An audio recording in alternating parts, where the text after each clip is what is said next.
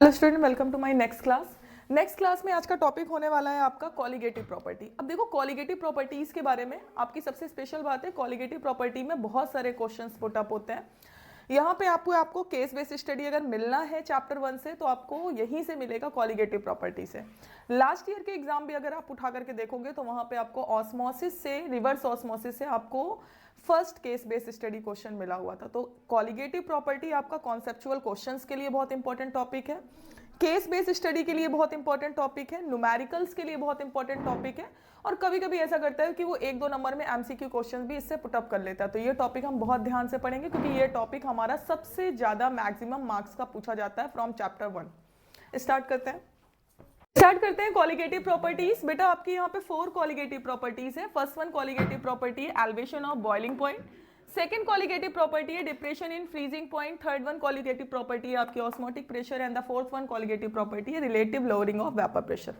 सबसे पहले एक क्वेश्चन आपको जो सिंपल सा 1 नंबर का पूछता है वो ये पूछता है कि why depression of freezing point is a colligative property. इनमें चारों में से वो कोई भी पिक कर सकता है और इसमें क्वेश्चन पूछता है कि व्हाई दिस वन, मतलब all of these, why these are considered as a colligative property। तो colligative property का मतलब क्या होता है, तो पहले सुनो। colligative properties का मतलब होता है the properties which are directly proportional to the particle of solute। किस पे डिपेंड करती हैं? पार्टिकल ऑफ सॉल्यूट पे डिपेंड करती हैं। अगर कोई भी प्रॉपर्टी आपकी पार्टिकल ऑफ सॉल्यूट पे डिपेंड करती है तो आप बोल सकते हो this one is a colligative property. अब ये जिन 4 प्रॉपर्टीज की बात करी, ये सारी की सारी प्रॉपर्टीज आपकी कहीं ना कहीं कंसीडरेबल होंगी। किसकी वजह से? पार्टिकल ऑफ सॉल्यूट की वजह से, कंसंट्रेशन ऑफ सॉल्यूट। ध्यान रखना, यहाँ पे मैं सॉल्वेंट की या सॉल्यूशन की कंसंट्रेशन की बात नहीं करी, I am just talking about the concentration of solute.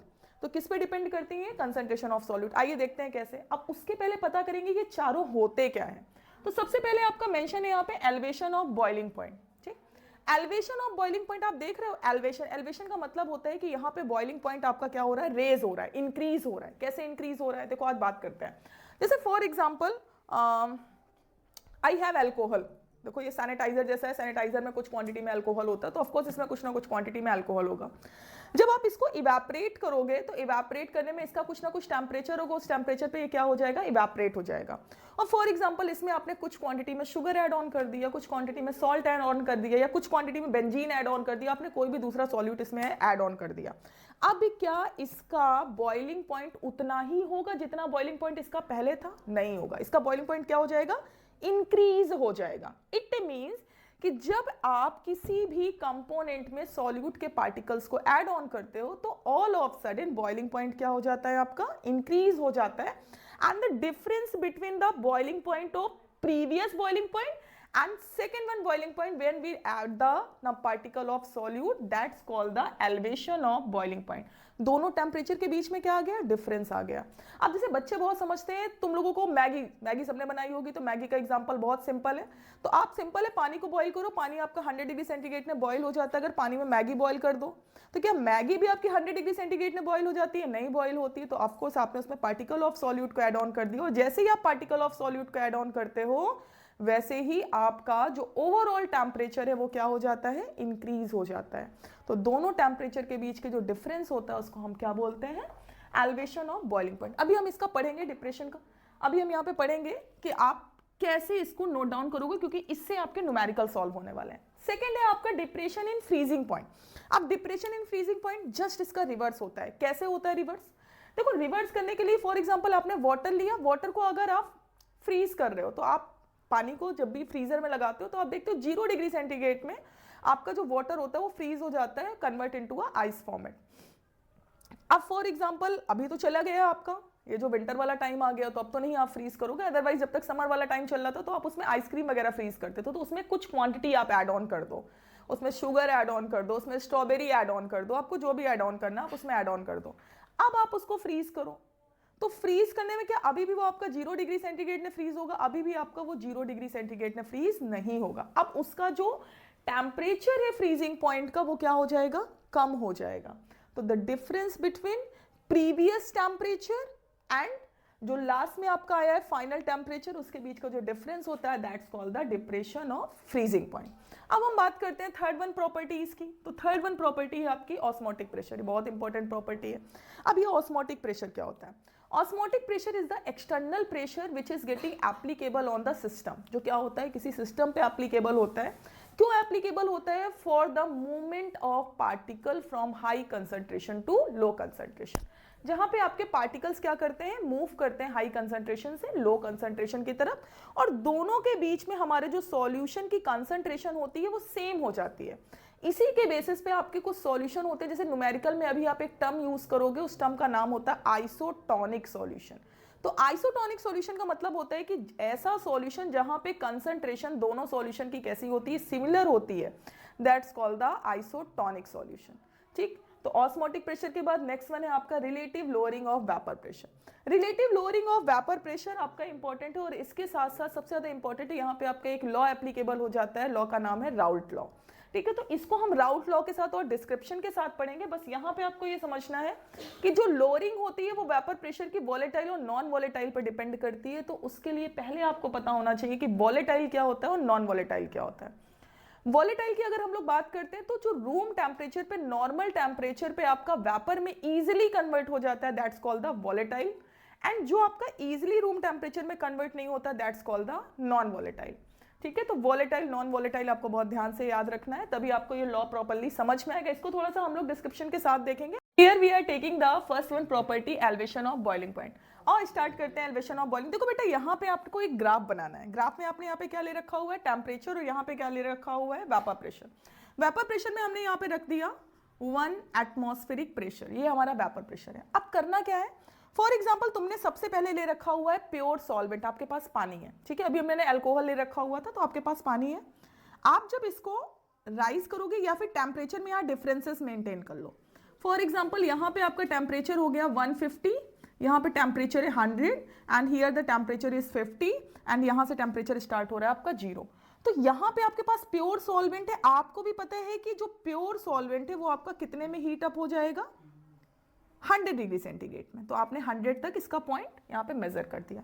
Second, अब यहाँ पे मेंशन कर लो ये किसका है, this one is for the solvent. Solvent आपका कैसा है, प्योर। प्योर के लिए आप हमेशा वहां पे मेंशन करते हो नॉट। ठीक है, तो ये हमारा क्या हो गया, TB not, boiling point temperature not से। क्यों, क्योंकि फॉर द प्योर सॉल्वेंट के लिए। सेकेंड हम स्टार्ट करने वाले हैं यहाँ पे सॉल्यूशन। इट मींस अब आपने उसमें क्या ऐड ऑन कर दिया, कॉलिगेटिव प्रॉपर्टी, तो पार्टिकल ऑफ सॉल्यूट्स ऐड कर दिया। अब पार्टिकल ऑफ सॉल्यूट ऐड है तो अब टेम्परेचर इसका क्या हो जाएगा, इंक्रीज हो जाएगा। तो टेम्परेचर कितना पहुंचेगा, मोर देन 100। तो मोर देन 100 में मैंने यहाँ पे कितना लिया हुआ है, 150। ये किसका है, this one is a temperature of solution. किसका टेम्परेचर है ये, सॉल्यूशन। सॉल्यूशन में आपके पार्टिकल ऑफ सॉल्यूट भी ऐड है। अब हम लोग स्टार्ट करते हैं। देखो इसका टेम्परेचर जो आपने ये वाला ले रखा हुआ, सेकेंड वाला सॉल्यूशन, ये हमारा क्या होगा, TB। अब ध्यान से आप देखो तो इस टेम्परेचर और इस टेम्परेचर के बीच में आपको क्या मिल रहा है, डिफरेंस मिल रहा है। इस टेम्परेचर और इस टेम्परेचर के बीच में क्या मिल रहा है, डिफरेंस। इस डिफरेंस को आप बोलते हो डेल्टा TB। ये डेल्टा TB ही आपका बोलते हैं हम इसको एलिवेशन ऑफ बॉइलिंग पॉइंट। क्या बोलते हो, एलिवेशन ऑफ बॉइलिंग पॉइंट। अब देखो होता क्या है, यहाँ पे मोलर एलिवेशन कांस्टेंट भी आता है। तो एलिवेशन ऑफ बॉइलिंग पॉइंट की अगर जब आप बात करते हो, डेल्टा TB वैल्यू किसकी ज्यादा है, वैल्यू सॉल्यूशन वाले की। देखो 150 वैल्यू जा रही है, तो यहाँ पे क्या आ जाएगा, TB माइनस TB नॉट। आप ध्यान से देखो क्योंकि फ्रीजिंग में इसका जस्ट रिवर्स हो जाता है। फिर आपका यहाँ पे ये वैल्यू आ गई। फिर जहां पे ये आपका जो डेल्टा TB है ये एलिवेशन ऑफ बॉइलिंग पॉइंट है। This one is a boiling point temperature of the solution, and this one is a boiling point of a pure solvent. ध्यान रखिएगा ये किसका है, आपका सॉल्यूशन का है। अब होता क्या है, यहाँ पे एक टर्म यूज होता है molar elevation constant. Molar elevation constant, तो ये जो आपका मोलर एलिवेशन कांस्टेंट होता है ये बोलता है कि जो टेम्परेचर डिफरेंस है, जो एलिवेशन ऑफ बॉइलिंग पॉइंट है, that is directly proportional to the molality. किसके डायरेक्टली प्रोपोर्शनल होता है, मैं यहां मेंशन कर दे रही हूं, मोलैलिटी। कल अभी आप लोगों ने पढ़ा हुआ था मोलैलिटी, तो मोलैलिटी करना है, मोलैरिटी नहीं मेंशन करना है। ठीक, अब यहाँ पे ध्यान से आप देखो, जब आपका ये ओपन हो जाएगा डेल्टा TB, तो आपका यहाँ पे आ जाएगा कांस्टेंट KB। ये हमारा मोलर एलिवेशन कांस्टेंट हो गया। मोलैलिटी की वैल्यू m। अगर हमारा मोलर एलिवेशन कांस्टेंट यूनिट के बराबर हो रहा है, m की वैल्यू 1 हो रही है, तो हमारा इस सिचुएशन में डेल्टा टीबी किसके बराबर हो जाएगा, केबी के। बट अगर वैल्यू 1 नहीं है तो फिर हम यहां पे कैसे करेंगे, तो आपका आ जाएगा delta TB is equal to KB. अब मोलैलिटी की वैल्यू क्या हो रही थी, तो मोलैलिटी का मतलब था number of moles dissolve in a mass of solvent in KG. तो आप यहां पे क्या करने वाले हो, मोल, तो मोल में गिवन मास किसका होना चाहिए, सॉल्यूट का। यहां पे आपका मोलर मास होना चाहिए, molar mass multiply mass of solvent, और ये मास ऑफ सॉल्वेंट किस में होना चाहिए, केजी में। केजी में कन्वर्ट करने के लिए आप क्या कर दोगे, 1000 से मल्टीप्लाई। तो हमारा यहां फॉर्मूला क्या आ जाएगा, delta TB is equal to KB W solute multiply 1000 molar mass W solvent. इससे आपके क्वेश्चन के न्यूमेरिकल बहुत सॉल्व होने वाले हैं, इसको बहुत ध्यान से देखिएगा।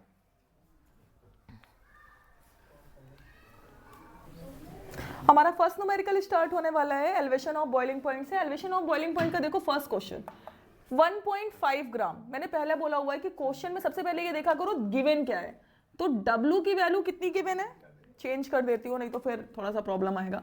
W का वैल्यू कितना है, 1.5 ग्राम। फिर 1.5 ग्राम के बाद वो बोल रहा है वॉलेटाइल सॉल्यूट। दिमाग में आ गया होगा ना, वॉलेटाइल सॉल्यूट का मतलब क्या है कि रूम टेम्परेचर में हमारा किस में कन्वर्ट हो रहा है, वेपर में कन्वर्ट हो रहा है। फिर है 90 ग्राम ऑफ बेंजीन। बेंजीन की क्वांटिटी यहां पे कितनी है, आप यहीं पे डिटरमाइन कर लो। ये जो हमारी वैल्यू है 1.5, ये किसकी वैल्यू हुई, सॉल्यूट की वैल्यू हुई। यहां पे जो आपको दे रहा है बेंजीन, बेंजीन का कितना होता है C6H6, कितनी वैल्यू दे रहा है इसकी बेंजीन की, 90 ग्राम। फिर इसके बाद बोल रहा है boiling point raise from this one temperature to this one temperature, मतलब टेम्परेचर हमारा इतना इंक्रीज हो रहा है, तो तुरंत आपको समझ में आ जाना चाहिए कि ये जो कम वाली वैल्यू दी हुई है टेम्परेचर की, this is the value of pure solvent. तो ये हमारी किसकी वैल्यू होगी, प्योर सॉल्वेंट। प्योर सॉल्वेंट का मतलब ये वैल्यू हमारी किसकी है, टीबी की है कि टीबी नॉट की है, टीबी नॉट की वैल्यू है। क्यों, क्योंकि प्योर है, प्योर में हमेशा क्या लग जाएगा, नॉट लग जाएगा। यहां पे ये जो वैल्यू दे रहा है ये किसकी वैल्यू दे रहा है, टीबी की वैल्यू दे रहा है। तो बिना कुछ सोचे समझे आपको यहां पे क्या निकाल लेना है, delta TB. Delta TB is equal to क्या होता है, टीबी माइनस टीबी नॉट। टीबी की वैल्यू बेटा कितनी है, टीबी की वैल्यू है 353.23 माइनस 353.93। अब देखो वैल्यू यहां पे आप किसकी वैल्यू लिख रहे हो, नॉट की वैल्यू लिख रहे हो, तो यहां पे वैल्यू को पहले चेंज कर दो। अच्छा नहीं लग रहा है, चेंज कर दो, इतनी बार बोलूंगी तो हटा दो इसको, इतना सब कुछ मेहनत करी फालतू में यार, शिट। स्टार्ट करते हैं फर्स्ट न्यूमेरिकल आपका कॉलिगेटिव प्रॉपर्टी का। देखो यहाँ पे कितना दिया हुआ है, 1.5 ग्राम। तो मैंने पहले बोला हुआ है जो भी वैल्यू दे दे उस वैल्यू को मेंशन कर लो। तो यहाँ पे वैल्यू कितनी है, 1.5 ग्राम। फिर इसके बाद वो बोल रहा है वॉलेटाइल सॉल्यूट। सॉल्यूट का मतलब समझ में आ गया होगा, रूम टेम्परेचर में आपका किस में कन्वर्ट हो रहा है, वेपर में कन्वर्ट हो रहा है। तो यहाँ पे छोटू सा मेंशन कर लो सॉल्यूट। फिर इसके बाद है 90 ग्राम ऑफ बेंजीन। देखो यहाँ पे ये गिवन बहुत अच्छे से लिखना, नहीं तो यहीं पे क्वेश्चन आपका गलत हो जाता है। किसका गिवन है, बेंजीन का। बेंजीन का फॉर्मूला C6H6। इसका मतलब ये हमारा क्या है, सॉल्वेंट, क्योंकि सॉल्वेंट की वैल्यू हमेशा किस में होती है, मैक्सिमम क्वांटिटी में होती है। फिर वो बोल रहा है boiling point of raise from this one to this one. तो देखो ये टेम्परेचर कम है, ये टेम्परेचर आपका ज्यादा है। कम वाला टेम्परेचर हमेशा किसका होता है, प्योर सॉल्वेंट का होता है। तो ये वैल्यू किसकी है, टीबी नॉट की है। और ये जो ज्यादा वाला टेम्परेचर ये वैल्यू किसकी है, टीबी की। क्यों, क्योंकि ये सॉल्यूशन का है और ये सॉल्वेंट का है। अब यहीं पे बिना देर किए आप फाइंड आउट कर लो, delta TB is equal to TB minus TB not. ध्यान से लिखना वैल्यू, टीबी की वैल्यू कितनी है, 353.23 माइनस, अब देखो टीबी की वैल्यू इतनी है 353.93 और यहां पे वैल्यू कितनी आ जाएगी, 353.23। सोल्व कर लोगे यहां पे वैल्यू हमारी आ जाएगी 0.33, इधर पे 7। ठीक है, तो आप कह सकते हो कि वैल्यू हमारी यहाँ पे डेल्टा टीबी की कितनी आ रही है, 0.70। फिर अब स्टार्ट करते हैं, क्योंकि यहाँ पे आपको पूछ रहा है calculate the molar mass of solute. Formula delta TB is equal to, आपने यहां पे क्या किया हुआ था, केबी मल्टीप्लाई गिवन मास किसका, सॉल्यूट का, 1000 अपॉन मोलर मास, और यहाँ पे W किसका था, सॉल्वेंट का था। फिर इसके बाद यहाँ पे देख रहे हो वैल्यू, तो डेल्टा टीबी की वैल्यू, अब देखो बच्चे क्या करते हैं कि इसको यहीं पे सॉल्व करना स्टार्ट कर देते हैं, तो लास्ट में इधर उधर करने में वैल्यू बहुत डिस्टर्ब हो जाती है। तो आपको क्या करना है, यहीं पे आप चेंज कर लो, यहाँ पे फाइंड आउट क्या करना है, m। तो आपका क्या हो जाएगा यहाँ पे, m is equal to K B W solute 1000 upon, यहाँ पे आपका आ जाएगा delta TB multiply W solvent. KB का वैल्यू देखो क्वेश्चन में कितना गिवन है, 2.52 मल्टीप्लाई डब्ल्यू सॉल्यूट का कितना गिवन है बेटा, 1.5,000। फिर इसके बाद आपका नेक्स्ट डेल्टा टीबी अभी आपने कितना फाइंड आउट किया, 0.70, और डब्ल्यू सॉल्वेंट कितना गिवन है, 90। वैल्यू ग्राम में थी इसलिए केजी में कन्वर्ट करने के लिए आपने 1000 से मल्टीप्लाई किया। अब इसको हम कैंसिल आउट कर लेते हैं।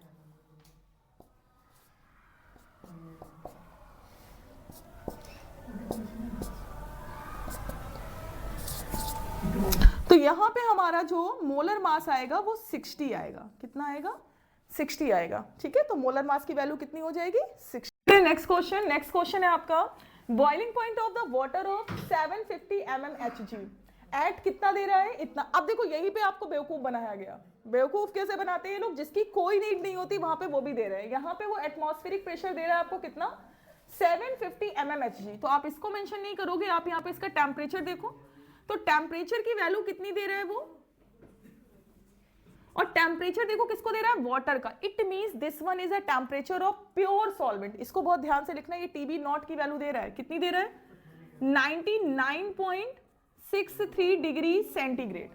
फिर इसके बाद बोल रहे हैं हाउ मच सीक्रोज। सीक्रोज का फॉर्मूला बेटा कितना होता है, C12H22O11, ये आपकी डाइसैकेराइड होती है, to added in the 500 gram of water. It means जो यहाँ पे वाटर दे रहा है, सॉल्वेंट दे रहा है, वो कितना दे रहा है, 500 ग्राम। ये जो क्वांटिटी है, ये क्वांटिटी किसकी है, ये क्वांटिटी है आपकी 500 gram of water, this one is a quantity of solvent. फिर वो बोल रहा है such that boils at the 100 degree centigrade. अगर आप इसको किस में बॉइल कर रहे हो, 100 डिग्री सेंटीग्रेड पे, तो आप यहीं से किसकी वैल्यू निकाल लोगे, डेल्टा टीबी की वैल्यू निकाल लोगे। डेल्टा टीबी की value TB minus TB not. TB का वैल्यू कितना है, 100, टीबी नॉट की वैल्यू कितनी दे रहा है आपको यहाँ पे, 99.63। तो आपकी वैल्यू यहाँ पे कितनी आ जाएगी। अच्छा देखो लिसन, इसको अगर आपको केल्विन में कन्वर्ट करना है तो आप इसको केल्विन में पहले कन्वर्ट कर लो। तो आपको पता है यहाँ पे केल्विन में कन्वर्ट करने के लिए आप इसमें 273 ऐड कर दोगे, और इसमें भी कितना ऐड कर दोगे, 273, ठीक है। या फिर बाद में आप 273 ऐड ऑन कर लेना, ठीक है। तो अगर पहले माइनस कर दो और बाद में ऐड ऑन कर लेना, तो यहाँ पे कितना आ जाएगा, 100 इधर है आपका, तो ऑफकोर्स 10 में 3, तो 7 आपका हुआ, 9 to 6, तो आपका 3 हो गया, और यहाँ पे आपका ओवरऑल कितना आ जाएगा, 0। तो ये इतना हो गया। फिर 0.37 जो वैल्यू है, ये वैल्यू आपकी डिग्री सेंटीग्रेड में, इसको आप केल्विन में कन्वर्ट कर लेंगे, 273। तो हमारी वैल्यू यहाँ पे हो जाएगी 273.37 केल्विन। क्लियर हो गया इतना। फिर इसके बाद स्टार्ट करते हैं आपका formula, delta TB is equal to K B solute 1000, और यहां पे आपका मोलर मास, और यहां पे किसकी वैल्यू आ जाएगी, डब्ल्यू सॉल्वेंट की वैल्यू आ जाएगी। अब यहाँ पे आपको फाइंड आउट क्या करना है, आपको क्वेश्चन है फाइंड आउट करना है sucrose is to be added in the 5 gram. तो it means you have to find out W solute. आपको क्या फाइंड आउट करना है, डब्ल्यू सॉल्यूट। तो यहीं पे आप इसको लिख लो, मैंने क्या बोला था कि पहले इसको यहीं पे लिख लो। तो आपकी क्या हो जाएगा यहीं पे, delta TB molar mass W solvent upon, ये वैल्यू हमारी कहां पे आ जाएगी, के बी एंड 1000, और यहां पे क्या आ जाएगा आपका डब्ल्यू सॉल्यूट का, जो आपको फाइंड आउट करना है। डेल्टा टीबी की वैल्यू कितनी है आपकी क्वेश्चन में, 273.37। मोलर मास कितना है आपका क्वेश्चन पे, तो मोलर मास किसके लिए बोल रहे हैं, सुक्रोज के लिए। बेटा अगर सुक्रोज का मोलर मास फाइंड आउट आप करोगे, तो सी का आपको पता है 12 होता है, quantity is how much 12, 1 quantity कितनी, हाउ मच 22, ऑक्सीजन का 16, क्वांटिटी कितनी है आपकी 11। आप सॉल्व कर लोगे तो आपकी वैल्यू आ जाएगी 342। कितनी वैल्यू आ जाएगी, 342। तो यहाँ पे इसका मोलर मास कितना हो जाएगा 342। फिर यहाँ पे आ जाएगा डब्लू सॉल्वेंट। डब्लू सॉल्वेंट की वैल्यू देखो आपको कितनी क्वेश्चन में दी हुई थी 500 ग्राम। 500 ग्राम के बाद केबी, केबी कितना दिया है क्वेश्चन पे आपका, तो केबी की वैल्यू क्वेश्चन में गिवन है कहीं पे भाई यार, आधा क्वेश्चन नहीं लिखा तुमने, हद है ना, तुमने केबी की वैल्यू ही नहीं लिखी है उसमें। Now start the value. अब यहाँ पे देखो आप यहीं पे वैल्यू को फाइंड आउट कर लो, आपको डब्लू सॉल्वेंट की वैल्यू, सॉल्यूट की वैल्यू निकालनी है। तो डेल्टा टीबी आपको कितना गिवन था क्वेश्चन पे, यहाँ पे आपने करके निकाला था। अच्छा यहाँ एक चीज और, अगर तुम कैलकुलेशन इजी करना चाहते हो तो आप इस वैल्यू को लिख दो, कोई दिक्कत नहीं है। क्यों? क्योंकि दोनों को आपने कन्वर्ट कर लिया, अदरवाइज आप इस वैल्यू को मेंशन कर दो। तो आप चाहो तो यहाँ पे 0.37, फिर 0.37 के बाद आप क्या कर रहे हो, मोलर मास। मोलर मास अभी आपने फाइंड आउट किया था, कितना फाइंड आउट किया था 342। 342 के बाद डब्लू सॉल्वेंट। डब्लू सॉल्वेंट की वैल्यू अगर आप फाइंड आउट करने को बोल रहे हो तो डब्लू सॉल्वेंट देखो आपका क्वेश्चन में कितना था 500। इसके बाद हम बात करते हैं केबी। अच्छा केबी नहीं है यहाँ पे बेटा, क्वेश्चन में केबी की वैल्यू गिवन थी 0.52। कितनी वैल्यू गिवन थी 0.52। तो केबी की वैल्यू यहाँ पे कितनी आ जाएगी 0.52, और यहाँ पे कितना था 1000। इसके बाद आप क्वेश्चन सॉल्व करते हैं।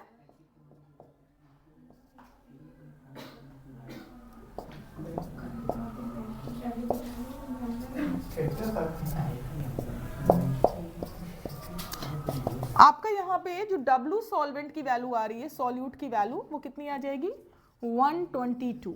It means 122 gram of solute. किसका gram of solute 122 gram of sucrose getting dissolve in a water for preparing the solution. तो आपका हो गया क्वेश्चन।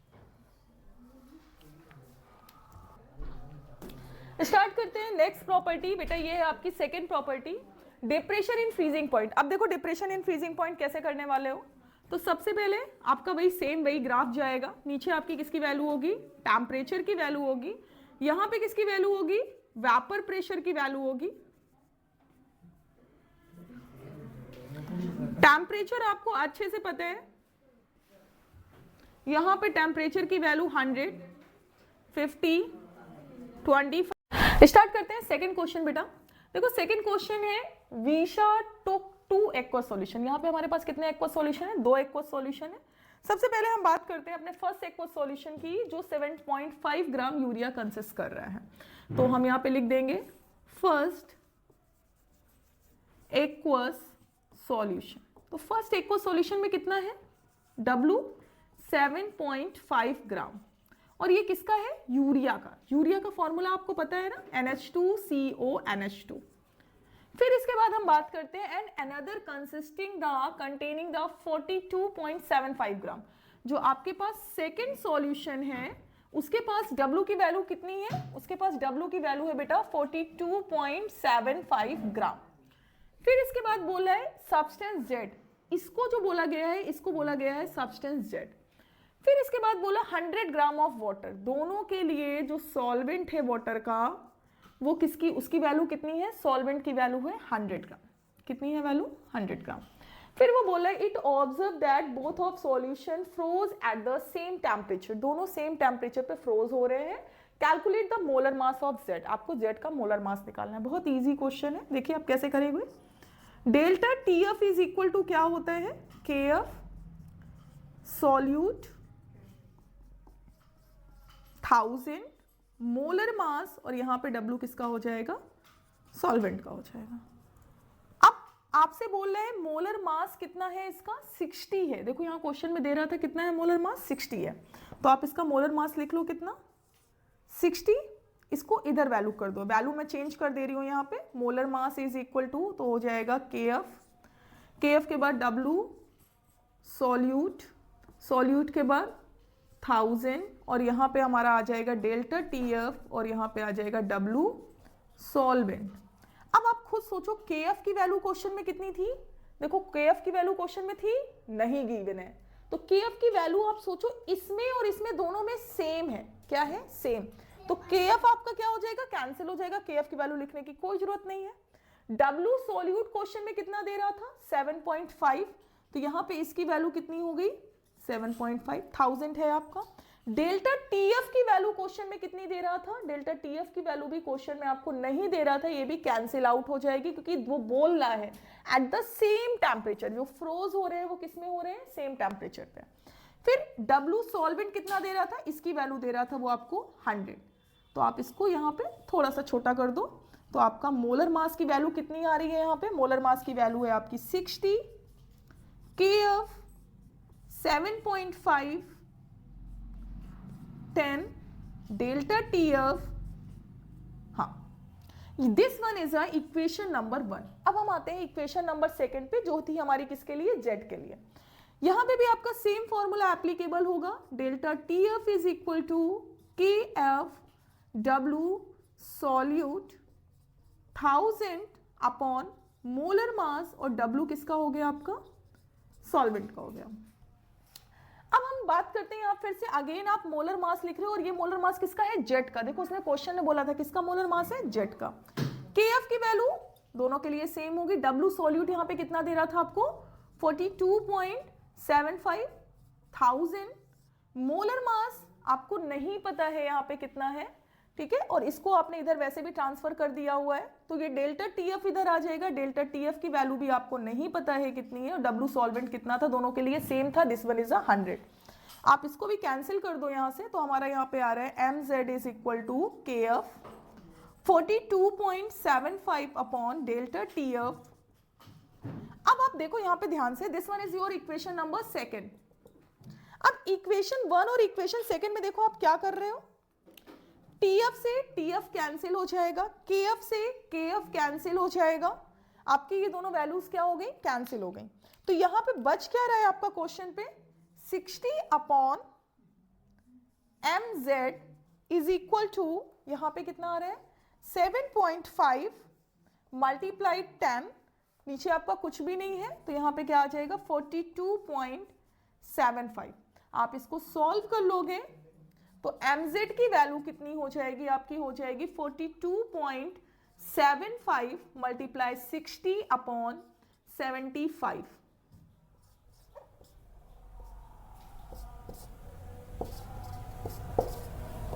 तो आपका यहाँ पे MZ की वैल्यू आ जाएगी बेटा 342। तो यहाँ पे हमारा जो मोलर मास हो जाएगा जेट का, वो मोलर मास हो जाएगा 342, और 342 किसका होता है आपको पता भी है, this one is a molar mass of sucrose. हो गए, आप फिर से स्टार्ट करोगे ग्राफ में यहाँ पे जो आपकी वैल्यू होगी वो किसकी वैल्यू होगी, टेम्परेचर की, और यहाँ पे जो वैल्यू होगी वो किसकी वैल्यू होगी, एटमॉस्फेरिक प्रेशर की वैल्यू होगी। एटमॉस्फेरिक प्रेशर में आपने यहाँ पे कितना मेंशन किया हुआ है 1 atm, और यहाँ पे टेम्परेचर, अब देखो यहाँ पे टेम्परेचर माइनस में जाएगा तो जीरो आपका इधर आ गया, यहाँ पे वैल्यू हमारी किस में चली जाएगी, -10, -10, -20, -30। आप चाहो तो यहाँ पे चेंज भी कर सकते हो वैल्यूज को। अब सबसे पहले आप क्या लेने वाले हो, प्योर सॉल्वेंट। प्योर सॉल्वेंट का मतलब होता है आपने पानी ले लिया, अल्कोहल ले लिया, बेंजीन ले लिया, व्हाटएवर कुछ भी लेना है आपको, लेकिन प्योर लेना है। प्योर लेने के बाद जब आप देखोगे उसको फ्रीज करोगे, तो अगर हम पानी लेते हैं तो वो आपका 0 में फ्रीज हो जाएगा। कितने में फ्रीज हो जाएगा, 0। यहाँ पे हमारा डिक्रीज हो जाएगा, तो अब इसकी वैल्यू कितनी आएगी, -10 हो गई वैल्यू। अब ये जो सेकंड वाला है ये किसके लिए है, सॉल्यूशन के लिए। क्यों, क्योंकि इसमें आपने क्या ऐड कर दिया है, पार्टिकल ऑफ सॉल्यूट भी ऐड कर दिए हैं। ये किसकी वैल्यू है, TF की वैल्यू है। किसकी वैल्यू है, TF की वैल्यू है। अब आप ध्यान से देखो यहाँ पे इन दोनों टेम्परेचर के बीच में डिफरेंस आ रहा है, इस डिफरेंस को आप बोलते हो डेल्टा TF। डेल्टा TF का मतलब क्या होता है, डिप्रेशन इन फ्रीजिंग पॉइंट। तो हमारा फॉर्मूला क्या आया यहाँ पे, TF, डेल्टा TF। अब आप खुद बताओ वैल्यू ज्यादा किसकी है, वैल्यू 0 वाले की ज्यादा है ना, तो जो 0 वाले की वैल्यू ज्यादा है तो वो हमारा क्या है, TF नॉट। क्या है, TF नॉट। तो TF नॉट माइनस TF, ये इसका फॉर्मूला है। बट अगर हम बात करते हैं किस पे डिपेंड करता है, मोलैलिटी के डायरेक्टली प्रोपोर्शनल होता है। Depression of freezing point is also directly proportional to molality. तो आप यहाँ पे नोट कर दो, depression of freezing point directly proportional to molality. जब आपका ये ओपन होगा तो delta TF is equal to क्या हो जाएगा, KF। और KF के बाद मोलैलिटी क्या होता है, number of moles dissolve in a mass of solvent. Number of moles का मतलब गिवन मास, गिवन मास किसका होना चाहिए बेटा, सॉल्यूट का होना चाहिए। यहां पे क्या होना चाहिए, मोलर मास, और ये आपका क्या है W, और ये W किसका है, सॉल्वेंट का। सॉल्वेंट किस में होना चाहिए, kg में, तो आप यहां पे क्या कर दोगे 1000। तो ये आपका ओवरऑल फॉर्मूला। कभी कभी क्वेश्चन में होता है कि डेल्टा टीएफ की वैल्यू डायरेक्टली नहीं देता है, तो आप उसके लिए इस वैल्यू को लगाओगे। ये कितना हो जाएगा हमारा, TF not minus TF is equal to K F W solute multiply 1000 upon molar mass, और ये डब्ल्यू क्या हो गया, सॉल्वेंट। और अगर मोलर एलिवेशन कांस्टेंट है तो फिर उसके लिए आपको भी अच्छे से पता है कि अगर इस पूरी वैल्यू को हम उठा करके कितना कर दें, 1 मोल कर दें, मोलर एलिवेशन बोल दें, तो यहां पे डेल्टा टीएफ की वैल्यू किसके इक्वल हो जाएगी, केएफ के इक्वल हो जाएगी। किसके इक्वल हो जाएगी, केएफ। तो that is known as a depression in freezing point. This is also consider as a colligative property. Why, because here also the particle of solute take place. Start करते हैं next question. बेटा ये question है आपके freezing properties के। तो देखो यहाँ पे पहला क्वेश्चन है, calculate the freezing point of the solution containing 60 gram of glucose. सबसे पहले क्वांटिटी आपको कितना दे रहा है, 60 ग्राम। ये 60 ग्राम किसकी क्वांटिटी है, ये क्वांटिटी है आपकी ग्लूकोज की। फिर इसके बाद वो बोल रहा है आपको मास। देखो अगर मास नहीं दे रहा होता तो आप C6H12O6 से क्या करते, कैलकुलेट कर लेते हो, लेकिन यहाँ पे दे रहा है कितना, 180। फिर इसके बाद बोले इन 250 ग्राम ऑफ वाटर। वाटर का दे रहा है, इट मीन सॉल्वेंट का दे रहा है 250 ग्राम। आप मेजर माइनर से भी देख सकते हो। केएफ का वैल्यू दे रहा है क्वेश्चन पे 1.86 केल्विन केजी मोल इनवर्स। अब आपसे बोल रहा है क्वेश्चन में कैलकुलेट करने के लिए फ्रीजिंग पॉइंट। तो देखो फ्रीजिंग पॉइंट भी फ्रीजिंग पॉइंट ऑफ सॉल्यूशन बोल रहा है, तो आपको पता है कि डिप्रेशन इन फ्रीजिंग पॉइंट क्या होता है, delta T F is equal to T F not minus T F. अभी आपने पढ़ा है ये सारी चीजें, ठीक। वो आपसे कैलकुलेट करने के लिए बोल रहा है टीएफ। क्यों, क्योंकि टीएफ किसका है, सॉल्यूशन का है। तो आपको कैलकुलेट करना है टीएफ इज इक्वल टू कितना हो जाएगा आपका, TF not minus delta TF. तो सबसे पहले हम कैलकुलेट करते हैं डेल्टा टीएफ। अब डेल्टा टीएफ के लिए आप फॉर्मूला अपना लिख लो। कितना होता है आपका, केएफ फ्रीजिंग कांस्टेंट, फिर इसके बाद मास ऑफ सॉल्यूट मल्टीप्लाई 1000, और यहाँ पे आपका मोलर मास, और यहाँ पे mass of solvent. Delta TF का वैल्यू, केएफ की वैल्यू देखो क्वेश्चन में कितनी गिवन है, 1.86। डब्ल्यू सॉल्यूट का देखो कितना गिवन है, 60,000। मोलर मास कितना गिवन है, मोलर मास आपका है यहाँ पे 180। डब्ल्यू सॉल्वेंट कितना गिवन है, 250। अब यहां पे आप इसको कैलकुलेट करोगे,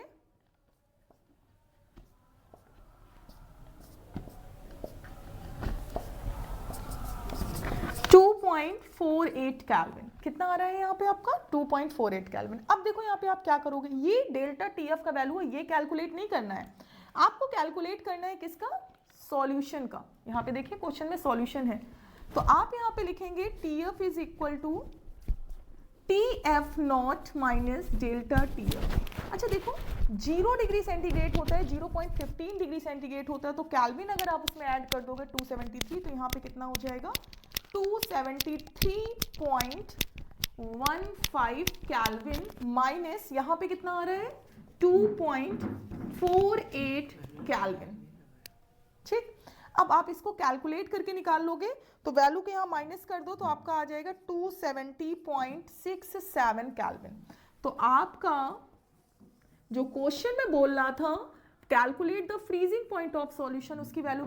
हेलो स्टूडेंट्स, स्टार्ट करते हैं आपकी तीसरी प्रॉपर्टी। तीसरी आपकी कॉलिगेटिव प्रॉपर्टी है ऑस्मोसिस। अच्छा, लास्ट ईयर भी आपका क्वेश्चन पूछा गया था ऑस्मोसिस की जगह पे रिवर्स ऑस्मोसिस से। तो सबसे पहले जानते हैं ऑस्मोसिस क्या है। थोड़ा जानना इसलिए जरूरी है क्योंकि डायरेक्टली न्यूमेरिकल नहीं करवाएंगे, क्योंकि यहाँ से थ्योरेटिकल क्वेश्चन, आपका यही एक कॉन्सेप्ट है जहाँ से थ्योरेटिकल क्वेश्चन भी पूछा जाता है। तो ऑस्मोसिस क्या होता है, तो अभी मैंने कल बताया हुआ था, दैट इज द प्रोसेस। ये क्या होती है, एक प्रोसेस होती है where the solvent particles are getting move from high concentration to low concentration. आपके पास दो सॉल्यूशन है, एक जिसमें पानी ज्यादा है, जिसमें सॉल्वेंट का क्वांटिटी ज्यादा है, और दूसरा जिसमें सॉल्वेंट का क्वांटिटी कम है, या फिर आप एक साइड पे प्योर सॉल्वेंट ले लेते हो और दूसरे साइड पे आपके पास है सॉल्यूशन। तो सॉल्यूशन का मतलब है कि उसमें कुछ ना कुछ पार्टिकल सॉल्यूट के भी मेंशन है। अब आप क्या कर रहे हो कि आप देख रहे हो कि अगर उसको मिक्स कर दोगे तो आप देखोगे कि पार्टिकल जो सॉल्वेंट के, जहां पे प्योर सॉल्वेंट है, वहां से धीरे धीरे पार्टिकल्स आपके किधर साइड मूव करेंगे, सॉल्यूट के साइड मूव करेंगे, जो हमारे पास सॉल्यूशन है उधर साइड मूव करेंगे। क्यों? क्योंकि वाटर हाई कंसंट्रेशन से कहां जा रहा है, लो कंसंट्रेशन की तरफ जा रहा है। अच्छा, रियल लाइफ में इसका एग्जांपल देखने को मिलता है क्या? तो ऑफ कोर्स रियल लाइफ में इसका एग्जांपल देखने को मिलता है। जैसे कि इस समय आप सब लोगों के घर पे मोस्टली हमारे पेरेंट्स जो है वो बच्चों की बॉडी पे बहुत ज्यादा ध्यान देते हैं। कैसे ध्यान देते हैं? जैसे कि वो मॉर्निंग में आपको रेजिन देते हैं, रेजिन किशमिश देते हैं वो मॉर्निंग में आपको। तो किशमिश को पानी में जैसे आप डालते हैं तो आप देखते हो किशमिश डाल देते हैं, बादाम डाल देते हैं, बहुत सारे ऐसे ड्राई फ्रूट्स हैं जिनको वो यूज करते हैं। तो वो रात भर पानी में क्या होते हैं, 3 to 4 आवर्स के लिए अगर आप लेफ्ट आउट कर देते हो और मॉर्निंग में देखते हो तो throughout the semi permeable membrane. Semi permeable membrane क्या होती है? अच्छा देखो उसका नाम कितना बढ़िया है। जैसे यहां पे भी एक नाम लिखा हुआ है, semi permeable membrane. Semi permeable membrane का मतलब होता है सबको अलाउ नहीं करती है, ये केवल कुछ पार्टिकल्स को अलाउ करती है from the movement from one form to another form.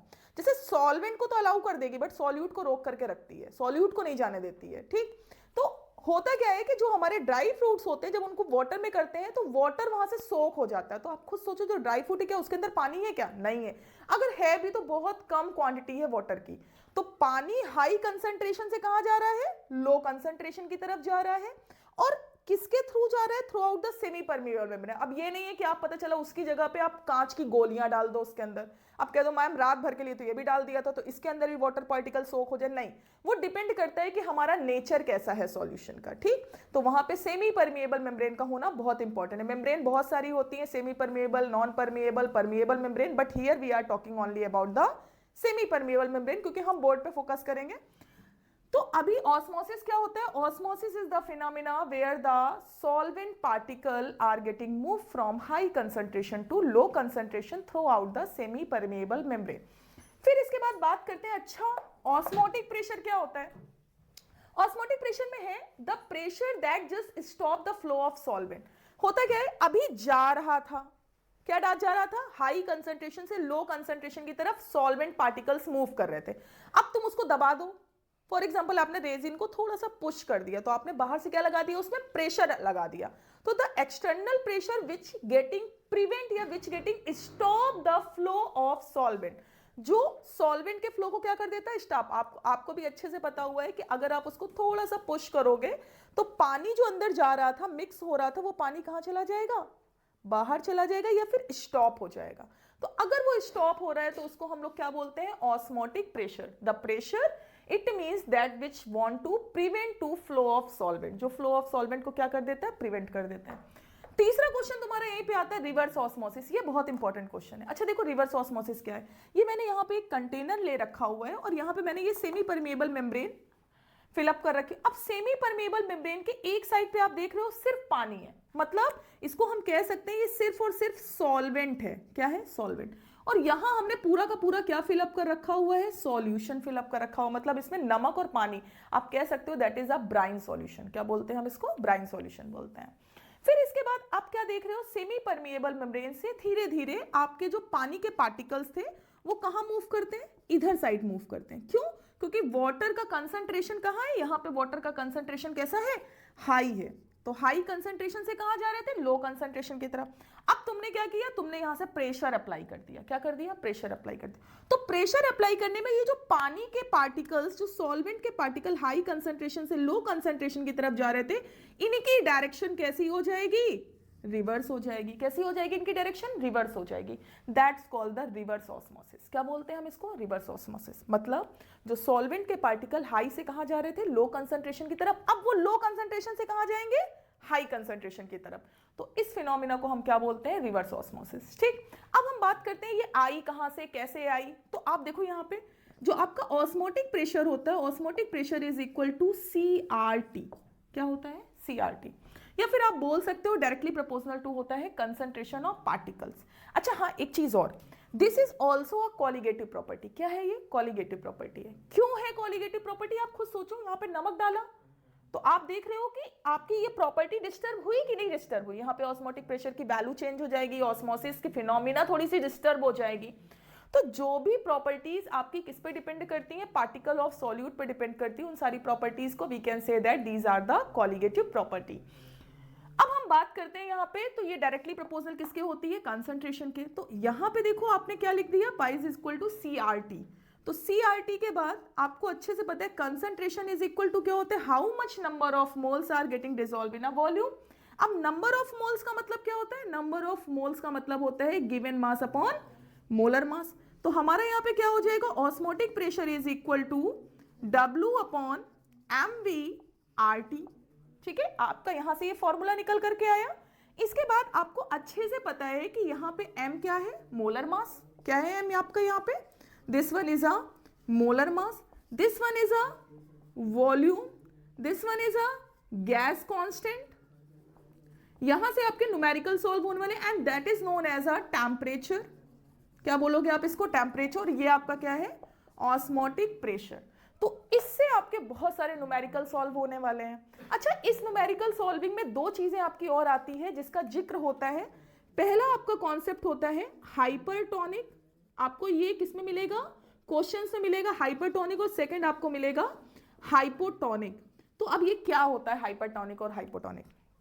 आपको सोचो बेटा, आपके पास फॉर एग्जांपल दो सॉल्यूशन है। कितने सॉल्यूशन है, दो सॉल्यूशन। एक सॉल्यूशन है जिसमें कंसंट्रेशन ज्यादा है, और एक सॉल्यूशन है जिसमें कंसंट्रेशन कम है। आप कह दो कैसे समझेंगे कि किसकी कंसंट्रेशन। जैसे फॉर एग्जांपल घर पे बैठे हुए थे, आराम से जूस पी रहे थे, ठीक है। अब उसी समय आपके घर पे गेस्ट आ गए। क्या आ गए, गेस्ट आ गए। तो आपने क्या किया, जैसे घर पे कुछ लोगों मेंबर्स जो होते हैं वो बहुत अच्छे होते हैं, डेडिकेटिंग होते हैं, कुछ अच्छे नहीं होते हैं। तो उन्होंने बोला हम तो अपना जूस का ग्लास नहीं देंगे, कुछ ने बोला हाँ ठीक है आप ले लो मेरा ग्लास। तो मम्मी लोग हम लोगों की जो होती है ना, उनके पास सारी चीजों के टीट क्रम होते हैं। उन्होंने उसमें थोड़ा सा आइस डाल दिया, थोड़ा सा पानी ऐड कर दिया, थोड़ी सी शुगर ऐड कर दी, और वो सबके लिए जो आपके पास एक गिलास में जूस था वो 3-4 ग्लासेस में आ गया। ठीक, एक था जिसने जूस नहीं दिया। तो आप खुद सोचो, उसमें जो कंसंट्रेशन है जब आप उसको पियोगे तो उसमें एक आपको अलग ही टेस्ट आएगा, और इसमें जो टेस्ट की वैल्यू होगी वो कैसी हो जाएगी, चेंज हो जाएगी। इट मींस जो आपके पास फर्स्ट नंबर वाला ग्लास था उसमें हाईली कंसंट्रेटेड पार्टिकल्स थे, वहां पे पार्टिकल ऑफ सॉल्यूट की कंसंट्रेशन कैसी थी, ज्यादा थी। सेकेंड वाले में आपकी पार्टिकल ऑफ कंसंट्रेशन कैसी थी, कम थी। तो जहां पे कंसंट्रेशन हमारी ज्यादा है that's called the hypertonic solution, और जहां पे आपको प्रॉपर टेस्ट नहीं आ रहा है, कंसंट्रेशन कम है, that's called the hypotonic solution. ध्यान रखिएगा, हाइपरटोनिक में कंसंट्रेशन ऑफ पार्टिकल कैसी होती है, ज्यादा, और हाइपोटोनिक में कंसंट्रेशन ऑफ पार्टिकल कैसी होती है, कम। यहीं पे एक जिक्र और होता है आपका, that's called the isotonic solution. क्या बोलते हैं हम इसको, आइसोटोनिक। ये सब न्यूमेरिकल में यूज होने वाली वैल्यू है। फॉर एग्जांपल अगर अब आपने दोनों सॉल्यूशन ले रखे हुए, उसने भी दे दिया होता अपना गिलास, तो अभी सबकी कंसंट्रेशन कैसी होती, सेम होती। तो the solution which have the same concentration that's called the isotonic solution. तो ये था आपका theoretical concept, case based study का कॉन्सेप्ट, जहां से आपके सिंपली थोड़े थ्योरेटिकल क्वेश्चंस बनते हैं। अब हम लोग आगे स्टार्ट करेंगे आपका न्यूमेरिकल पोर्शन। यहां पे आपको डिसोसिएशन कितना दे रहा है, 2.47। फिर इसके बाद बोल रहे हैं dissociate in 2.5 litre. It means volume is given how much, 2.5 litre. फिर इसके बाद बोला such that the osmotic pressure इतना एटमॉस्फेरिक प्रेशर दे रहा है, एटमॉस्फेरिक प्रेशर दे रहा है। It means that is a value of 0.75 ATM। इसके बाद टेम्परेचर आपका गिवन है, यहाँ पे टेम्परेचर कितना गिवन है, 27 degree centigrade. Firstly you have to convert the 27 degree centigrade to 27 at 273।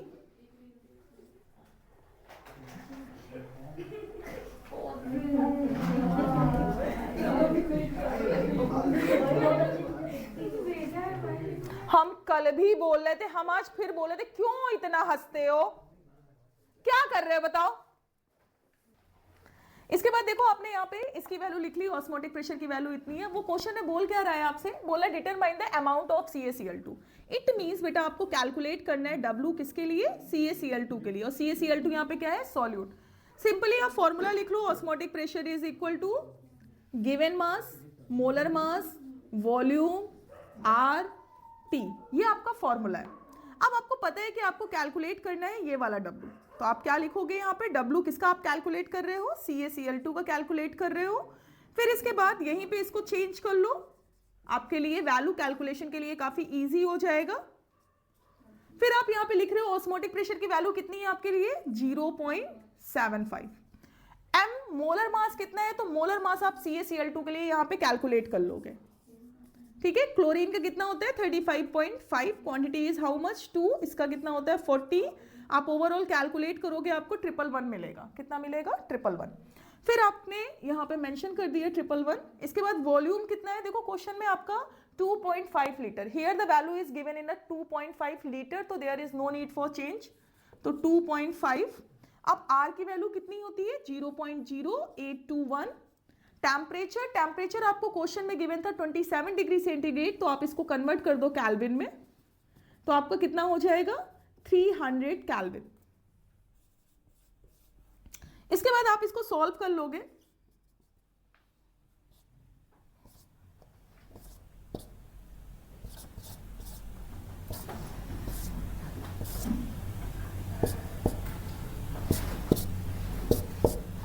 तो आपके यहां पे वैल्यू आ जाएगी 3.42, कितना आ जाएगा 3.42 gram. This is the value of CaCl2। 3.42 gram CaCl2 are getting dissolved in a solution which is required for that atmospheric pressure to be taking place. Question है आपका determine the amount of CaCl2, तो बेटा जिसका amount पूछ रहा है आप वहाँ पे मेंशन कर लो, CaCl2 का आपका पूछ रहा है कितना ग्राम डिसॉल्व हो रहा है। यहाँ पे I की वैल्यू गिवन है, dissociation 2.47, dissolve in a 2.5 liter, it means volume is here given which is a 2.5 litre. फिर इसके बाद बोला such that case the osmotic pressure की वैल्यू गिवन है, कितनी गिवन है 0.75 एटमॉस्फेरिक प्रेशर। अब वो बोल रहा है टेम्परेचर कितना दे रहा है 27 डिग्री सेंटीग्रेड, कन्वर्ट कर लो आप इसको केल्विन में 273, तो आपका कितना आ जाएगा 300 केल्विन। अब देखो यहाँ पे आप क्या करने वाले हो, यहाँ पे सबसे पहले आप अपना फॉर्मूला अप्लाई करने वाले हो, is equal to CRT, C मतलब given mass upon molar mass, volume RT। अब देखो जब भी आपका यहाँ पे डिसोसिएशन दिया होता है, कितना दे रहा है यहाँ पे वैल्यू कितनी दे रही है डिसोसिएशन की 2.47, कुछ नहीं करना है, यहाँ पे आपको आगे इसका मल्टीप्लाई कर देना है, कितना कर देना है मल्टीप्लाई कर देना है। और यहीं पे आपको किसकी वैल्यू कैलकुलेट करने के लिए बोल रहा है W की, तो आप यहीं से लिख लो CaCl2 की वैल्यू कैलकुलेट करने के लिए बोल रहा है MV, और हमारा यहाँ पे कितना आ जाएगा IRT। ऑस्मोटिक प्रेशर की वैल्यू कितनी है बेटा 0.75। मोलर मास कितना है, मोलर मास आप कैलकुलेट कर लोगे क्योंकि क्वेश्चन में गिवन नहीं है। Ca का कितना हो गया 40, Cl का कितना होता है 35.5, quantity is how much 2। Overall आप कैलकुलेट करोगे तो the value is the 111। Volume कितना है 2.5, यहाँ पे value is also given in a litre, तो there is no need for the convertisation. फिर यहाँ पे I का वैल्यू कितना है, I का वैल्यू क्वेश्चन में गिवन है 2.47 और टेम्परेचर कितना है 300। अब आप इसको सॉल्व कर लो,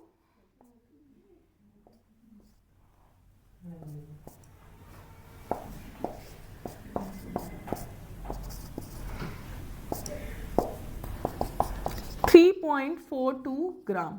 It means 3.42 gram of CaCl2 is getting utilized for that atmospheric pressure.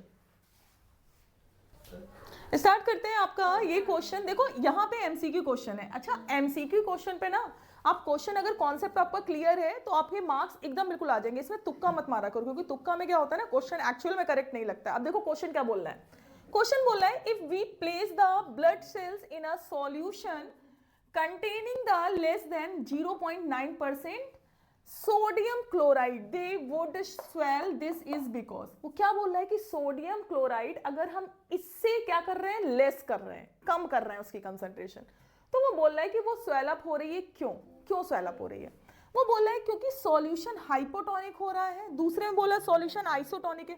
भाई आइसोटोनिक तो बिल्कुल नहीं हो सकता। क्यों नहीं हो सकता आइसोटोनिक, क्योंकि आइसोटोनिक में ना सॉल्यूशन की जो कंसंट्रेशन होती है विच इज रिमेन्स कांस्टेंट, और यहाँ पे तुम्हारा क्या कर रहा है पहले वाले में ब्लड सेल में जो सॉल्यूशन है वो लेस देन बोल रहा है और इतना यहाँ पे क्या कर रहा है इससे लेस देन है।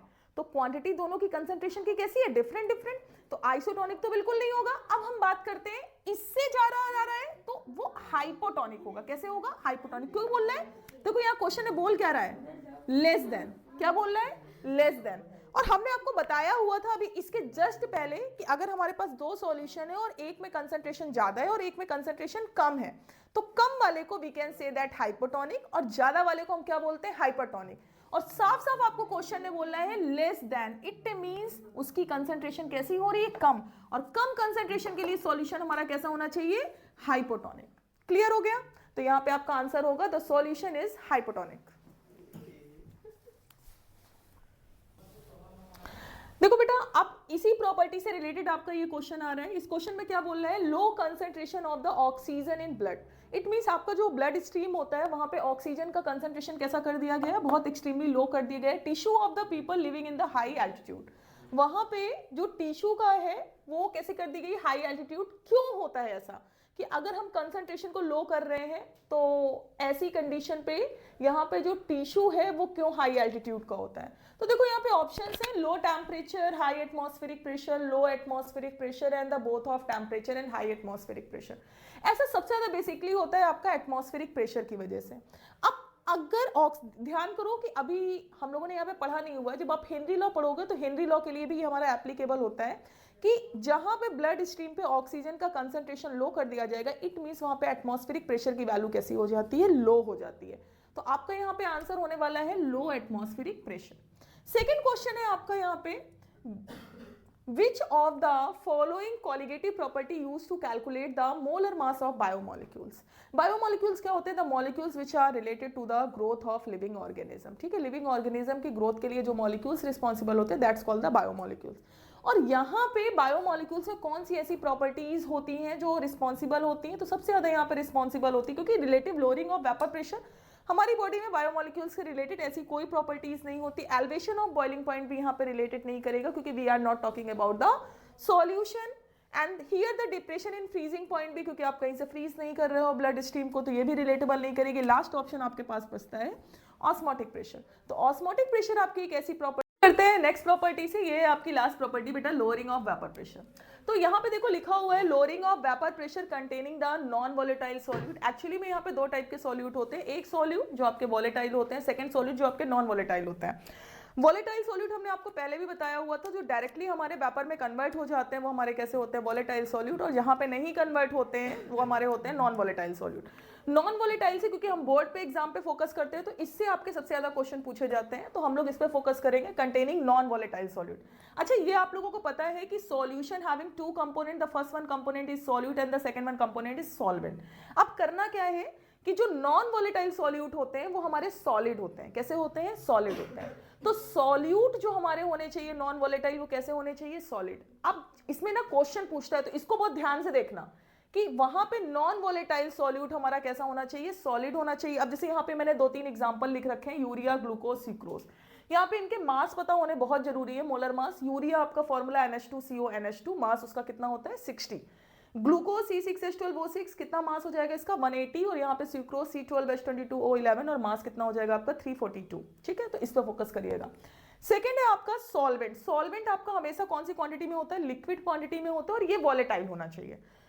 नॉन वॉलेटाइल जो वेपर में कन्वर्ट नहीं हो रहा है रूम टेम्परेचर पे, वॉलेटाइल जो रूम टेम्परेचर पे नॉर्मल कंडीशन पे आपका वेपर में कन्वर्ट हो रहा है वो हमारा कैसा होता है, वॉलेटाइल होता है। ये लिक्विड होना चाहिए। अब इसमें कौन कौन सी कंडीशंस आती है, इसमें जितने भी लिक्विड्स हैं, देखो जब क्वेश्चन पूछे तो ध्यान रखना सॉल्वेंट कैसा होना चाहिए, लिक्विड में होना चाहिए। जैसे वाटर हो गया, यहाँ पे मेथेनॉल हो गया, एथेनॉल हो गया, इसके बाद बेंजीन ले रखा हुआ है, और लास्ट में ले रखा हुआ टाउलिन। टाउलिन आप सब लोग जानते हो क्योंकि एरोमेटिक केमिस्ट्री पढ़ चुके हो। बेंजीन के ऊपर क्या लगा होता है, CH3 लगा होता है। फिर इसके बाद हम बात करते हैं, ये तो हमारा ओवरऑल डिस्कशन हो गया कि सॉल्यूशन में कौन नॉन वॉलेटाइल होगा, कौन वॉलेटाइल होगा, ओवरऑल सॉल्यूट क्या होगा, सॉल्वेंट क्या होगा।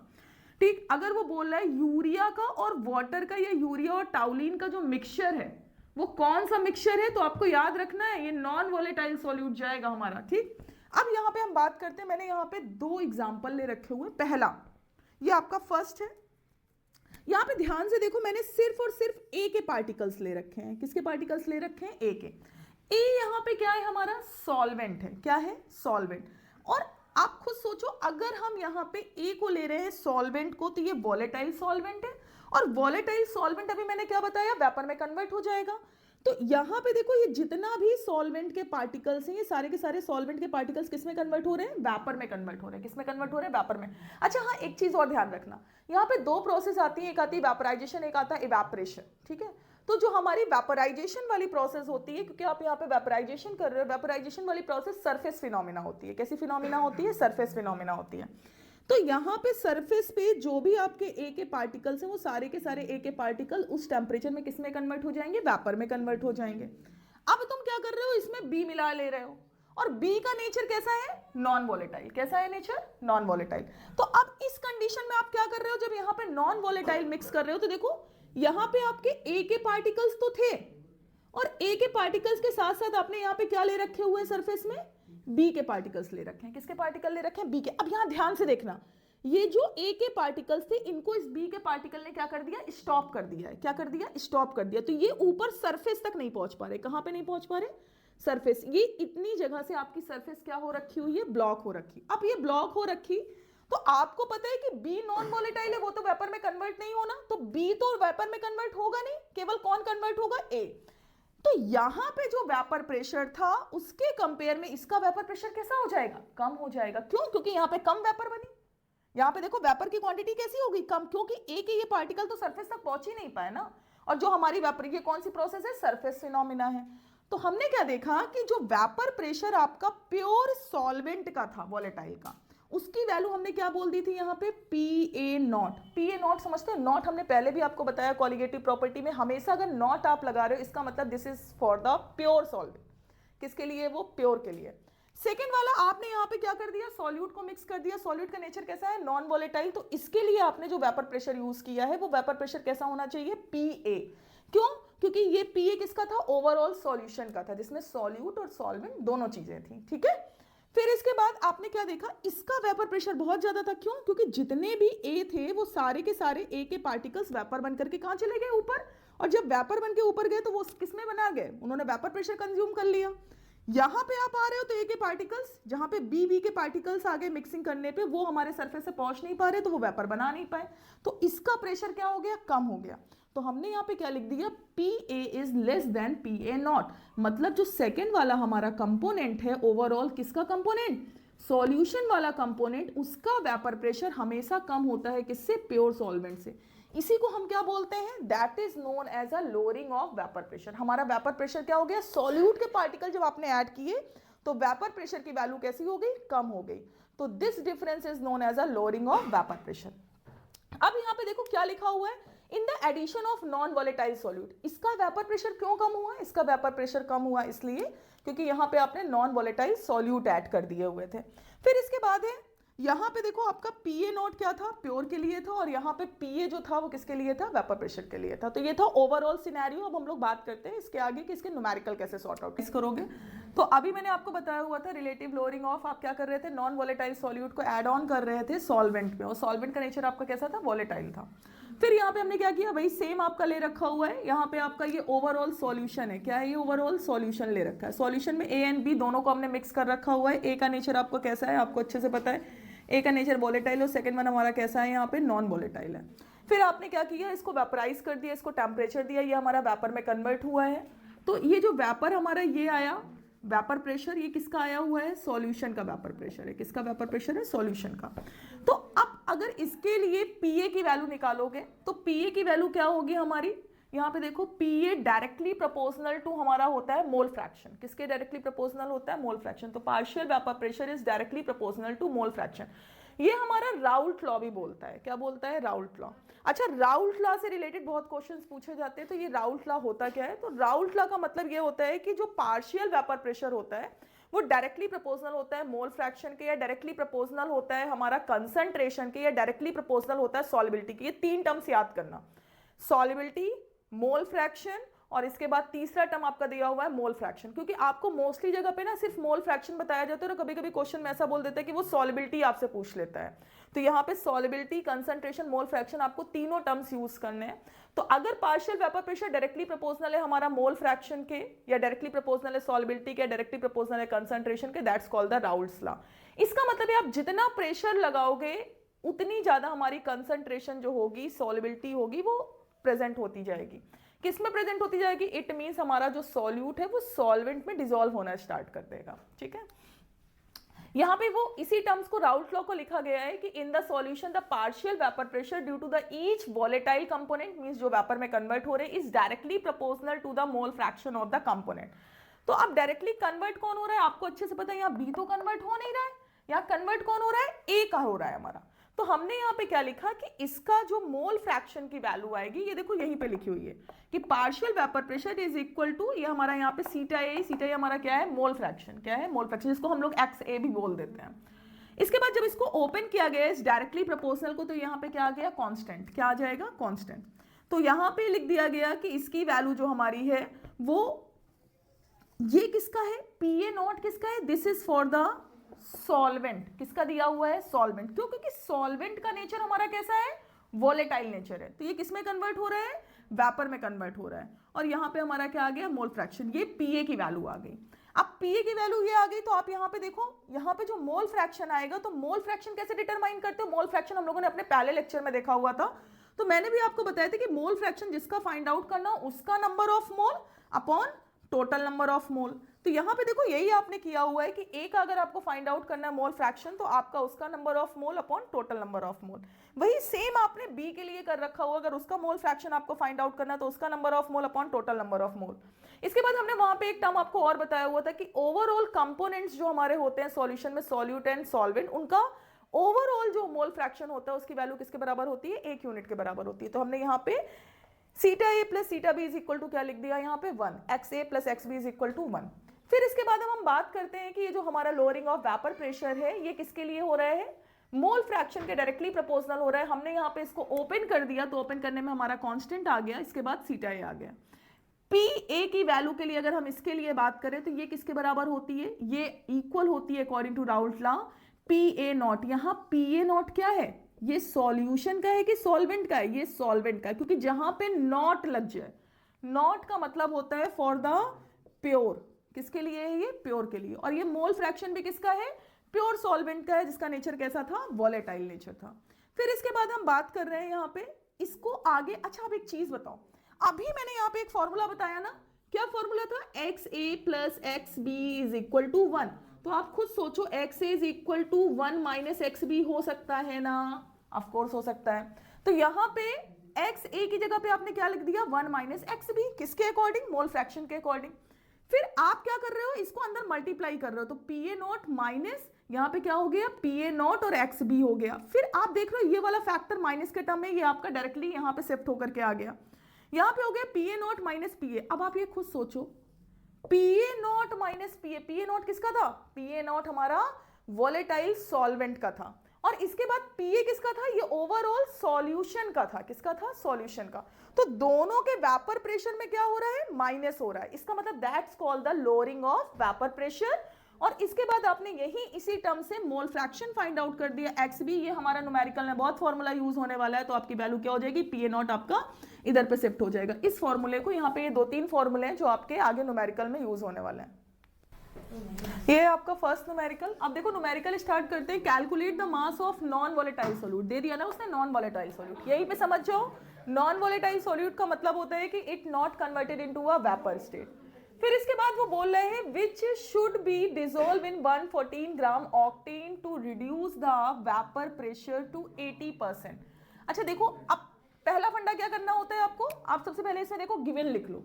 तो calculate the mass, it means आपको मास की वैल्यू निकालनी है। किस, कौन से मास की? Non volatile. यहां पे लिख दो नॉन वॉलेटाइल, ये आपको नहीं पता, क्वेश्चन मार्क। मोलर मास इसका दे रहा है, मोलर मास इसका कितना दे रहा है बेटा? 40। कितना दे रहा है? 40। फिर इसके बाद बोल रहा है विच शुड बी डिसॉल्व इन 114 ग्राम। इसका मतलब है इसका गिवन मास दे रहा है, कितना दे रहा है? 114 ग्राम। ऑक्टेन क्वांटिटी किसकी दे रहा है, ऑक्टेन। अच्छा ऑक्टेन का फॉर्मूला तुरंत दिमाग में लगाओ। ऑक्टेन हमारा कितना होता है, C8, 8 का डबल कितना होता है 16, 16 में 2 प्लस करो कितना हो जाएगा 18। फिर इसके बाद बात करते हैं वेपर प्रेशर इन 80%। तो 80% का मतलब है कि यहां पे जो P नॉट की वैल्यू है, किसकी वैल्यू है, P नॉट, वो बोल क्या रहा है, देखो यहां पे ध्यान से, octane to reduce the vapour pressure to 80%। कितना परसेंट, 80%। तो इसका मतलब है कि इसके लिए जो तुम्हारी पीएस की वैल्यू हो जाएगी वो कितनी हो जाएगी, 80%। किससे, पी नॉट से। तो 80% कैसे कैलकुलेट करोगे, it means 80 upon 100 P not, क्योंकि इतनी रिड्यूस कर दी गई है वैल्यू। अब इसको सॉल्व कर लो तो कितना आ जाएगा 0.8। तो पीएस की वैल्यू यहां पे कितनी आ जाएगी 0.8 पी नॉट। अब लेकर के आओ अपना फॉर्मूला। आपका फॉर्मूला क्या बोल रहा था, P not minus P S upon P not is equal to number of mole upon N A plus N B. ये था आपका फॉर्मूला, ठीक। पी नॉट की वैल्यू क्वेश्चन में कितनी गिवन है, डोंट नो। पी एस की वैल्यू क्वेश्चन में कितनी है 0.8 पी नॉट, यहां पे कितना हो गया पी नॉट। फिर इसके बाद एन ए, इसका मतलब है given mass upon molar mass, किसका, ए का, और यहां पे भी given mass upon molar mass A का, और here is the given mass upon molar mass किसका, बी का। अब देखो यहां पे क्वेश्चन, गिवन मास ए का कितना है आपको नहीं पता है, ठीक। तो अगर गिवन मास ए का नहीं पता है तो आप यहां पे क्या कर सकते हो, गिवन मास अपॉन मोलर मास। देखो आपने इसी वैल्यू को यहां पे लिखा हुआ है, तो गिवन मास की वैल्यू यहां पे क्वेश्चन में कितनी है आप नहीं जानते, यही आपको फाइंड आउट करनी है। क्या करनी है, फाइंड आउट, क्वेश्चन मार्क लगा हुआ है, तो आप यहीं पे लिख दो गिवन मास, ये फाइंड आउट करना है। मोलर मास की वैल्यू कितनी थी, मोलर मास आपको दे रखा हुआ था, हाउ मच, दैट इज 40। फिर यहाँ पे गिवन मास, मोलर मास कितना था 40, एंड द सेकंड वन के लिए आपका गिवन मास कितना था 114, और मोलर मास, ऑक्टेन का मोलर मास निकाल लोगे, ऑक्टेन का मोलर मास निकालोगे, सी का कितना होता है 12, क्वांटिटी 8, हाइड्रोजन 1, क्वांटिटी 18। आप सॉल्व कर दोगे आपका आ जाएगा 114। कितना आ जाएगा 114, कितना आ जाएगा 1। अब आपका यहां पे क्या हो जाएगा, आप खुद सोचो, ये 1 P not is equal to इतना है, तो आप देखो पी नॉट तो आपका कॉमन हो गया, पी नॉट इधर पे हो गया, 1 में अगर ये वैल्यू हमारी जा रही तो कितना हो रहा है 0.2, कितना हो रहा है पी नॉट से पी नॉट आपका क्या हो जाएगा, कैंसिल हो जाएगा। यहां पे आ जाएगा डब्ल्यू ए अपॉन 40, और इसके बाद यहां पे क्या है डब्ल्यू ए अपॉन 40 प्लस 1। इसको आप सॉल्व कर लोगे तो यहां पे डब्ल्यू ए की वैल्यू,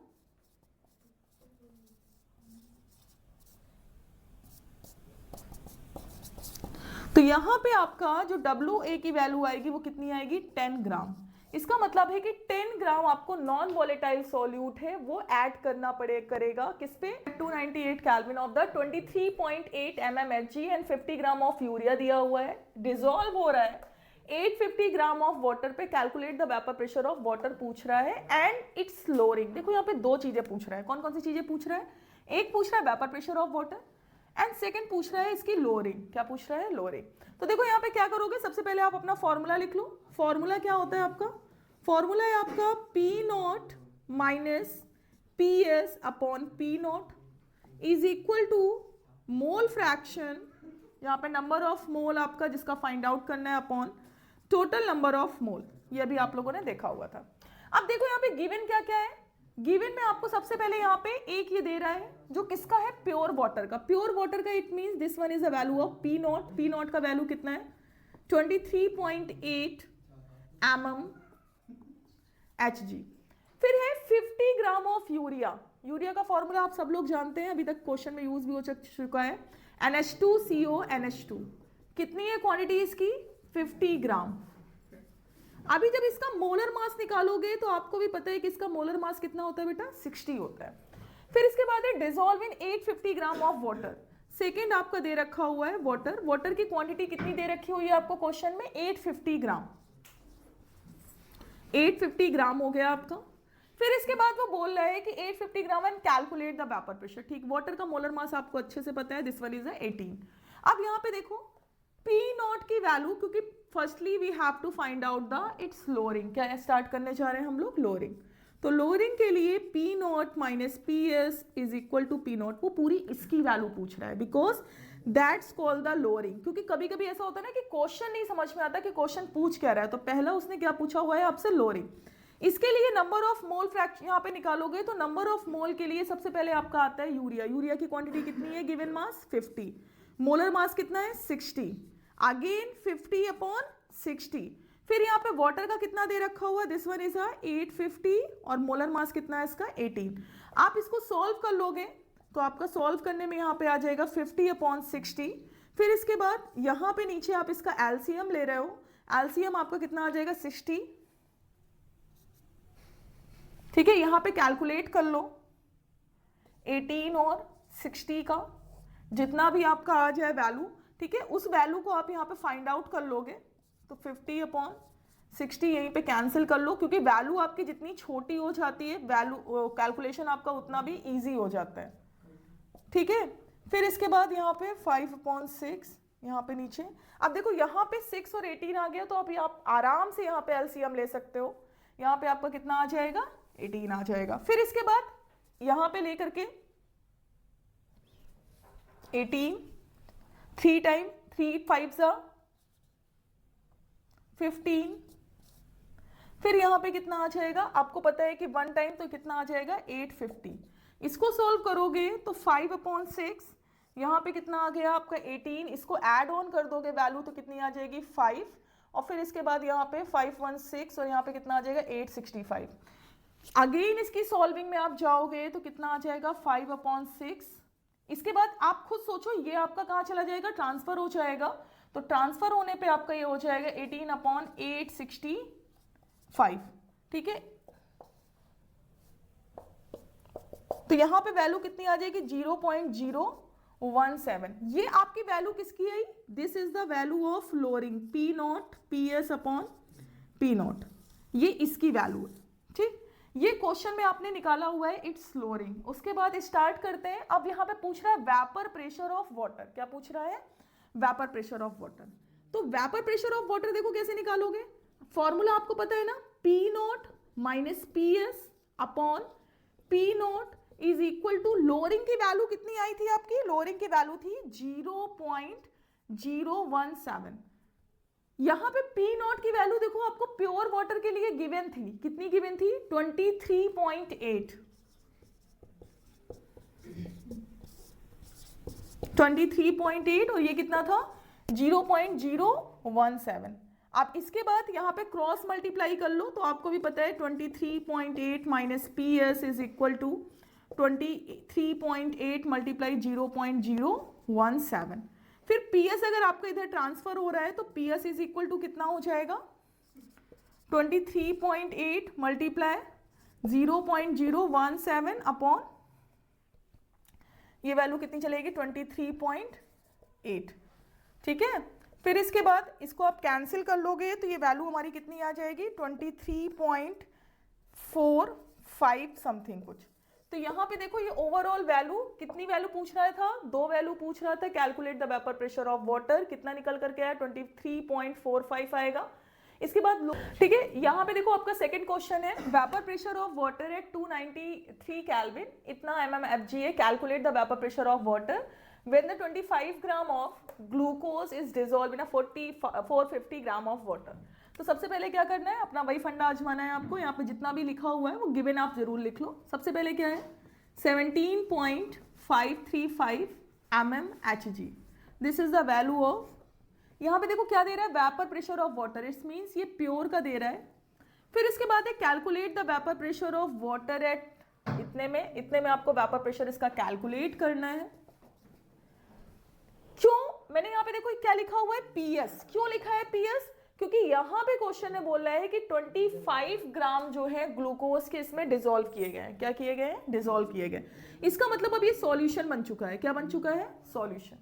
फिर इसके बाद बोल रहे हैं क्वांटिटी लिख लो, W वैल्यू दे रहा है, 2 W आपको दे रहा है। पहला W किसके लिए दे रहा है 25 ग्राम ऑफ ग्लूकोज के लिए, ठीक।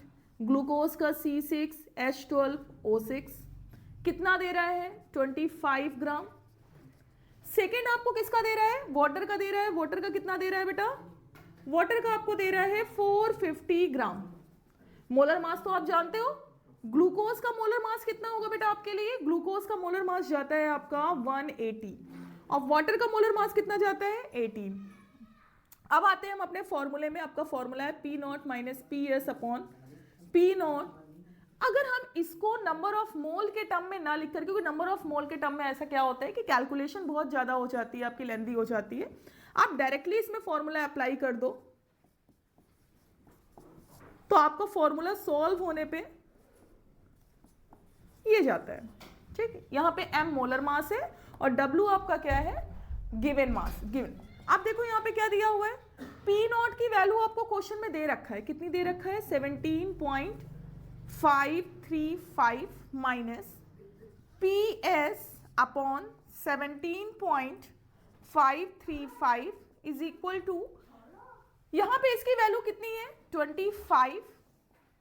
मोलर मास कितना है, तो मोलर मास देखो यहां पे ध्यान से देखो, मोलर मास, इसका मोलर मास यहां दे रहा है, ये वैल्यू किसकी है, ग्लूकोज की वैल्यू है। तो ग्लूकोज का मोलर मास कितना होता है 180, तो 180 यहां लिखोगे। इसका मोलर मास कितना है वाटर का, वाटर का मोलर मास होता है 18। वाटर की वैल्यू कितनी दे रखी हुई है, वैल्यू दे रखी हुई है 450। ठीक है, आपको कैलकुलेट क्या करना है यहां से, पीएस, क्या कैलकुलेट करना है यहां से, पीएस। अब यहां पे वैल्यू को देख लो,